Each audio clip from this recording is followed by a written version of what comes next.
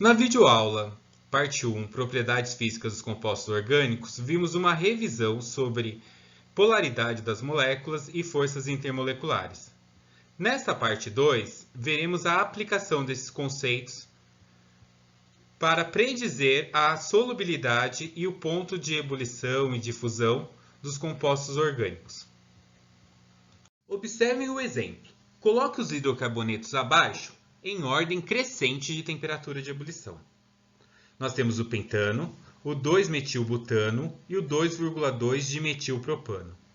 Precisamos observar qual é a massa molar desses compostos, qual é a força intermolecular presente e, se for necessário, qual é a geometria da molécula. Os três hidrocarbonetos apresentam a mesma fórmula molecular, C5H12.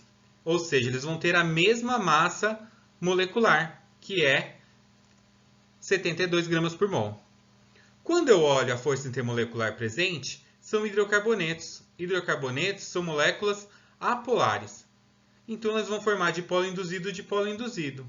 Por que os hidrocarbonetos são considerados apolares? Porque a ligação carbono-hidrogênio ela possui uma pequena diferença de eletronegatividade. Então, ela tem um caráter mais apolar. Então, se apresentam a mesma força de interação molecular, tem a mesma massa molecular, eu vou precisar utilizar um terceiro critério aí para conseguir elucidar essa ordem aí de temperatura de ebulição. Então, eu vou começar a observar a geometria dessa molécula. Elas têm formatos diferentes. Por quê? O pentano ele é mais linear. O 2-metilbutano ele vai ter o quê? Um substituinte. E o 2,2-dimetilpropano ele vai estar o quê? Ele é mais substituído, ele vai ter uma molécula um pouco mais esférica aí, em seu formato. Em qual dessas geometrias vocês acham que nós teremos uma interação, uma área de contato maior? Se você pensou que é o pentano, acertou. A interação entre as moléculas de pentano vai ser muito maior do que na 2,2-dimetilpropano. E o 2-metilbutano vai estar numa posição intermediária. Então, a sequência de ordem de temperatura de ebulição, a menor vai ser do 2-dimetilpropano, porque ele tem a possibilidade de interação menor entre as moléculas por causa da sua geometria. Logo em seguida vem o 2-metilbutano e por último, que vai ter o ponto de ebulição maior, vai ser o pentano, já que ele tem esse formato alongado. Quando a gente vai pesquisar esse ponto de ebulição na teoria, a gente vê que é isso mesmo que a gente acabou determinando nessa ordem. O ponto de ebulição do pentano é 36 graus Celsius, do 2-metilbutano 28 graus Celsius e o 2,2-dimetilpropano 9,5 graus Celsius. Então a ordem fica 2,2-dimetilpropano, que é menor do que o 2-metilbutano, que é menor que o pentano.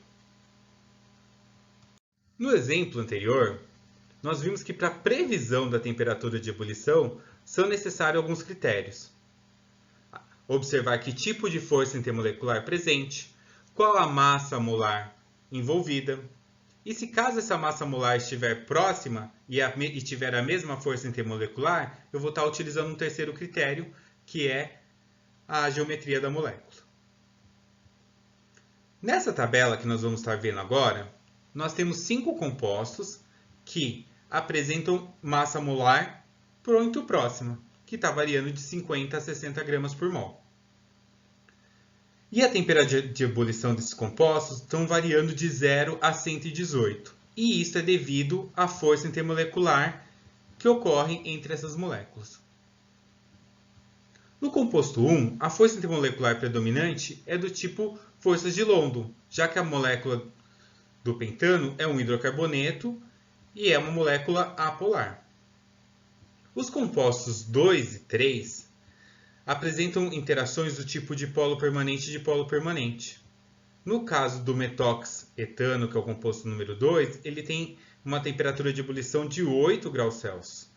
Enquanto da acetona ou da propanona, que é o composto 3, ele apresenta 54 graus Celsius.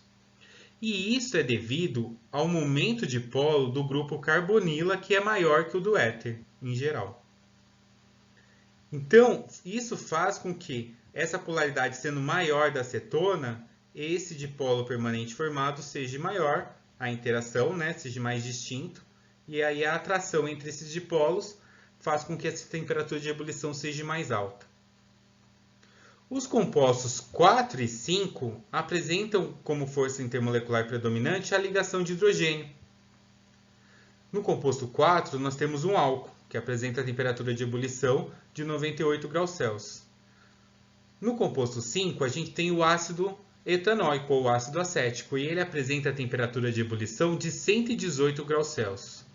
A temperatura é maior no ácido porque permite que ocorra duas possibilidades ali de interações de ligações de hidrogênio, como está mostrando aqui para vocês no canto abaixo aqui do lado direito de vocês aí as possibilidades de interações das ligações de hidrogênio no ácido acético. Nós vamos falar agora sobre solubilidade.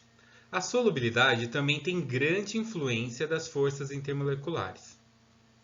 Como regra geral, nós temos que semelhante dissolve semelhante. Então, compostos vão se dissolver bem em solventes que têm polaridade semelhante a deles. Para que ocorra a solubilização de um composto, vai ser necessário que a interação soluto-soluto deste composto seja alterada para uma interação do tipo soluto-solvente.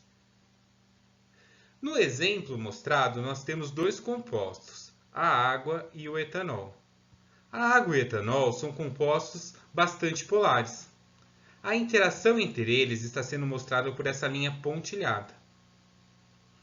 Os dois compostos vão ser miscíveis em qualquer proporção. Vejam agora esses três álcoois. Nós vamos comparar a solubilidade desses álcoois em água. O primeiro álcool, ele apresenta 4 átomos de carbono, é o butanol. O segundo álcool, ele apresenta 5 átomos de carbono, ele é o pentanol. O terceiro álcool é o 1-decanol, com 11 átomos de carbono. O que está variando entre esses três álcoois é a cadeia carbônica, que a gente chama de cadeia hidrofóbica, porque ela não tem afinidade com a água. E a gente fala que essa é a porção apolar da molécula. Esse grupo hidrofílico é chamado de porção hidrofílica e possui afinidade com a água. Neste exemplo, a porção polar da molécula é o OH. O que a gente imagina?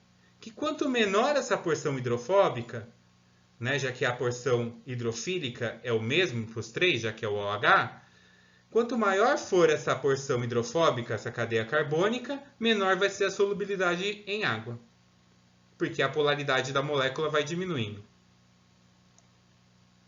Quando comparamos isto com os valores teóricos, observamos que é exatamente isso. O butanol apresenta 7,9 gramas por 100 ml de água, o pentanol 2,3 gramas em 100 ml de água e o 1-decanol é praticamente zero. À medida que a gente vai aumentando essa cadeia carbônica, a gente vai diminuindo a polaridade desse álcool e, consequentemente, a sua solubilidade em água. No exemplo anterior, nós vimos o butanol, que apresenta uma solubilidade de 7,9 gramas por 100 ml de água. Ao pegarmos essa molécula e colocarmos mais um grupo OH, ela se torna o butano 1,4 diol, que é totalmente immiscível com a água.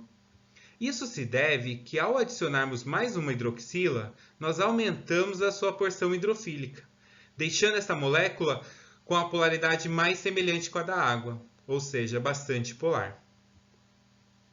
Em linhas gerais, grupos que apresentam apenas carbono, hidrogênio e halogênio são pouco polares. Ou seja, se eu quiser ver a miscibilidade de hexano, que é um solvente apolar, com a água, eu vou perceber que eles são immiscíveis, já que o hexano é apolar e a água é bastante polar.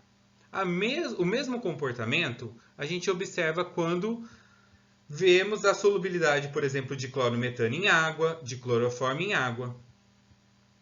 Grupos que vão fornecer características polares aos compostos são grupos, por exemplo, que permitem a formação de ligações de hidrogênio, que é o caso do OH, do nitrogênio ligado covalentemente a hidrogênio, no caso da carboxila, que está presente em ácidos carboxílicos, e do COO-, que é o carboxilato. Quando eles estão presentes, eles vão conferir o quê? Características polares aos compostos. Em linhas gerais, para verificarmos a solubilidade de um determinado composto em um solvente, primeiramente precisamos saber o quê? Qual é a polaridade desse solvente? Esse solvente é a água? Ou esse solvente, por exemplo, é um solvente apolar como o cloroformo? E aí a gente olha o nosso composto. O nosso composto, qual que é a característica dele? Ele tem uma polaridade elevada ou ele tem uma polaridade baixa?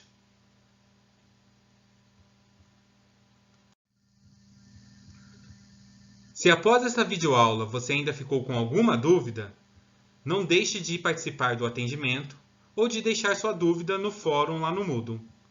Um abraço e até a próxima videoaula.